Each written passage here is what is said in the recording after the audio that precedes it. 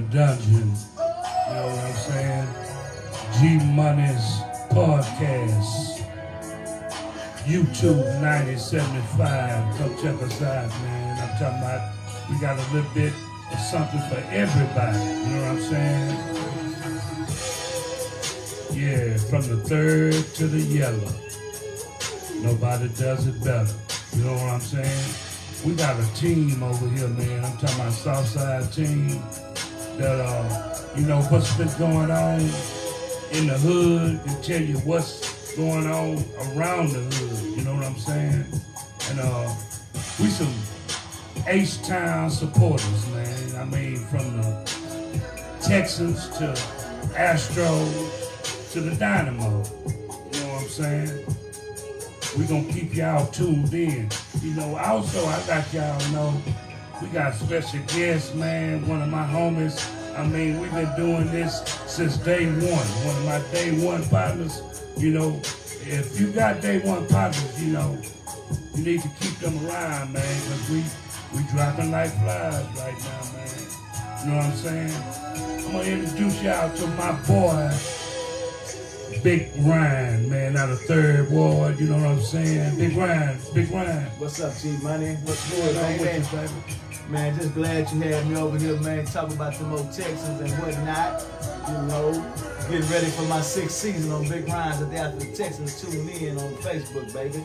Yeah. Okay, we finna get ready to dig into some of this, man, you know what I'm saying? Yes, sir. You know what I'm saying? First, we gonna start off with our Houston Texans, man. You know what I'm saying? You know what I'm saying? And right now, man, all you bandwagons, you know what I'm saying? I know y'all got y'all hats deep in the closet somewhere, man. You know what I'm saying? You know, Ryan, man, can you tell them what kind of team we got going on and what we representing this year, man? Well, first and foremost, man, we want to stop associating the Houston Oilers with the Houston Texans. Those are two different teams. Yeah. The Texans are their own entity, and as we know, the Oilers went on to be the Titans. So let's stop comparing them and try to entertain them. First of all, also, we have one hell of a team this year. I think we are much improved in every area. I think people are going to be surprised by the O-line, because you don't usually put a line together and they come together so fast. And it may take them a minute to get that unity. But I think they're going to protect Stroud. I don't think he goes down 52 times this year. Yeah, for sure. No, for sure. sir. No, sir. For me, my look on it is, we did a little research on the offensive line, man. You know what I'm saying? That was probably one of our biggest problems, was no protection. And you had, well, you know, that's why you get rid of Thompson. You know, you don't get better getting rid of one of the best tackles in the league. Right. But he wasn't much of a lead in the locker room. He had days off. He jumped off sides in crucial situations. That became redundant over and over and over. We get tired of that. You know what I mean? So what they did went out and got a mix of veterans, some young veterans, older veterans, and some rookies.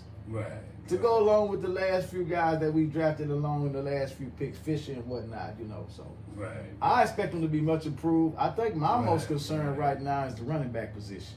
Right. Hey, man, you know what I'm saying? We got to give them big ups for them, man. That's right. Hey, man, big improvement, man. I mean, you can't say enough about that, you know what I'm saying? You cannot, and I'm confident even with Mixon missing the first 4 games, if we get Nick Chubb at 50% of Nick Chubb, along with Pierce and the young rookie Marks, I think the running back by committee is going to be great until Mixon comes back. We don't know when he's coming back. They haven't said. Right. I think first and foremost, if we can get through half the season without losing any players, I think we have a damn good shot. Well, like with any team, injuries always plays a big part. No matter who you are, that's evident by Nico missing 5 games last year, Diz going down, Dale going down again. So always injury plays a part. But I think with the depth that we have this year, we could withstand injuries more. So, for instance, the running back position. Our starting running back's not playing the first 4 weeks. I'm not really concerned. Right. You know what I mean? And before I get into the defense, I think we're going to have one of the top 5 defenses, if not top 3 defenses in the whole NFL. Right. Now, I said about the year that Stingley and Petrie were rookies, I said then, if you give us a couple of years, we may have the best secondary in the NFL. I didn't know the whole defense was going to be like that, nor did I know that the secondary would play out the way it is. If you look at our starters in the secondary, Right. we are solid. Yeah. Let me ask you this. Yes, sir. The big guy, 7'8" Tunnel, we got rid of. Yeah, Thompson. Thompson, man, I had kind of mixed emotion about it, but he was kind of really hurting the team Yeah. with all the penalties, you know, Yeah. jumping out, just silly mistakes. Man. And let's not misconstrue it. He had got a little better Yeah. in jumping Yeah. outside. He improved some, but Yeah. then they started getting with the other rule where you lined up off the line some. Now I thought they were being touchy with that, with the illegal motion where the tackles like in the backfield a little more, because Right. they would call it on Thompson, and then you see the next couple of possessions, the other team's doing it, and they're not calling. So he was kind of suspect there. Right. But when you got the Right. highest paid guy on the line, who's a Pro Bowler all the time, but he's not a leader. Right. He never jammed the rest of the line up in the room and said, "Man, we not. Let's do this here," you know. And he one of them guys had a contract that he negotiated for himself with Bill O'Brien. Right. So I think that days off, not practicing every day. I think D'Amico and them they wore thin on them, and then you're not a leader. Right. And we paying you all this money. Paying you all this money. So it became an easy decision once you weighed the good versus the bad. But like I say, you don't get better losing the top tackle in the league. He won the top 3. Right. You know, if you look at it, just be truthful about it. Right. And that's because he didn't give up his quarterback getting beat up from the blind side. Let me ask you this. Sure. With the new coach and the new picks that we've been picking up now, Mhm. you think that's a big plus for us? Because I hadn't seen nothing like that, man. I mean, in a pretty good while. If you think about it, from each league, from the football league to the basketball league, they've been getting some exceptional players, man. Well, they've been And good. pickups. They've been good at drafting. They've hit pretty much on at least one player in every draft. Seems like, you know what I mean. Yeah. And for the new coordinator, now this may not sit well with a lot of people, but I was a Bobby Slovic fan. Right. I feel like what he did in season 1 when y'all praised him, he was doing some of the same things in season 2, but without the same blocking. See, people fail to realize that first season we had a makeshift line, but it was makeshift where they protected the quarterback. Right. Last year's line was more of supposed to be a cohesive group, and it never looked like It it. never looked like it. Now the new coordinator gives CJ instead of having 2 plays when he go to the line of scrimmage, he go to the line of scrimmage and he may say, "Hey, G Money's the mic. G Money's the mic. He can change the play. He has Right. more ability." So we will see in the long run. But as I like all the pickups so far and the players that they're keeping, and I do like the new coach. Right. I love it. And I'm man. crazy about D'Amico. Let's Yeah, not that's forget what about I'm the talking head about. coach. The head The coach. head coach is That's that was a all culture. props. That was a culture changer. He right there. stepped in and made a challenge to get some better players. Hey man, And that's what we that's needed. where your culture changed. That when you came in with that head coach, And we needed that. Yes. That Nick Casario, good job. Yeah, great job, man. They needed that. They needed that kind of coaching here, man. Yes, no doubt about it. We had a quite few more receivers catching some passes this preseason. Well, that's because you're auditioning for your probably 4th, 5th, and 6th spot. You already pretty much know who your 3 are with Nico, the guy from Jacksonville, and one of the rookies, probably the bigger rookie, Higgins, I think his name is. Right. Excuse me. So you pretty much know what you're gonna have there.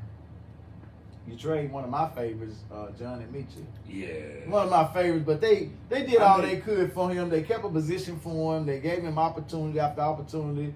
I thought Hudson would take some of his opportunity, but Hudson makes plays. Right. This may work out for Michie, you know what I'm saying? But that's why he has so many receivers. And I didn't even mention the little guy Noah, who is also with Higgins. They played the same school. Right. What you have there, people don't realize it. If Tank Dell for some reason doesn't come back this year, that go your Tank Dell right there, and some. Yeah, I don't think it's looking too good for Dale. But it's good that we were able to pick up some more backup. Oh yeah, some great. I think the two rookies are going to be a major part of whatever we do this year. There's nothing that's going to be accomplished on offense where Higgins and Noah are at least a part of it. I think, unfortunately for Dale, what happens is you get hurt one year, hurt another year. Then me and G Money started saying, "Hey, he's an injury prone." Right. When really both of them been freak accidents. The coordinator with Slovic, that's the one thing I had a problem with him. You had by the goal line, you got Tank Dell going in motion to turn up and block against all these big old guys. That's the first injury. Right. The second injury last year was one of your backup receivers you called up diving for a ball that wasn't meant for him. Tank Dell makes the catch, but he takes Tank Dell out. So it's just freak accidents sometimes. Freak accidents. And like I said, you gotta hope that you can avoid the injury bug. That's with any good team. I don't care who you are. You got to avoid the injury bug. Oh yeah, man. While I'm thinking about it, man, I gotta give my engineer, man, my senior engineer, league props, man, for just help keeping this thing rolling, man. You know, we're gonna keep us going out to Lee, man. Did a Good great job. job, man. Great job. You know, just trying to get us together, man. We're gonna be rolling, man. Keeping you guys posted, updated on sports or whatever you like to talk Right, about, right, man. You right. know what I'm saying? You know, like we said, from the third to the yellow. Yeah. You know what I'm saying? Get at me. Gregory Peters, 9075 YouTube. My boy has his own channel. It's Sugar Ray. If I'm not mistaken, I don't be on that often, so you can look for me, Big Ryan, on Facebook. And I'm excited G Money had me over here. We talking about football today, but we have plans to have multiple shows where we're talking about some of everything. Some of everything. You know what I mean? So Yeah. nothing will be off the limits, and you're welcome to chime in. We want somebody to tap in and say, "Well, I don't believe this." That's what we're looking for. We love feedback. You know, there's no bad feedback. It's like no bad publicity. That's right. You know, so Yeah, man. We gonna be getting back to y'all, man. We had fun doing this thing, man. Yes, sir. And y'all just keep us posted, man. And God bless y'all.